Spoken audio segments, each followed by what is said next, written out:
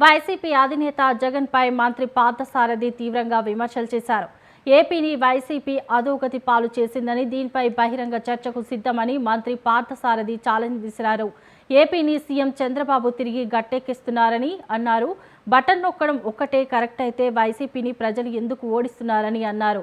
7 నెలల్లో 6.3 లక్షల పెట్టుబడులు తెచ్చామని, 1.41 లక్షల మందికి ఉపాధి కల్పిస్తున్నామని తెలిపారు.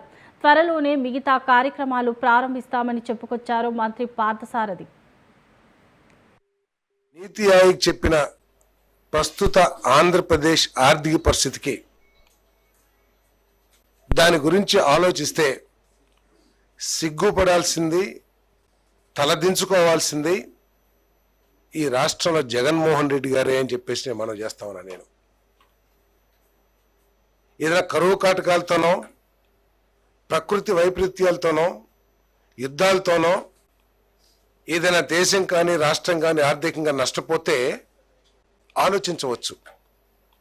కానీ ఒక వ్యక్తి మూర్ఖత్వ పరిపాలన మూలంగా, దుష్పరిపాలన మూలంగా, చేతకాని పరిపాలన మూలంగా, దోపిడీల మూలంగా ఒక రాష్ట్రం కానీ దేశం కానీ నష్టపోతే ఆ వ్యక్తి క్షమించరాని వ్యక్తి అని చెప్పేసి చెప్పడానికి ఎటువంటి సందేహం లేదని చెప్పేసి మనం చేస్తాను.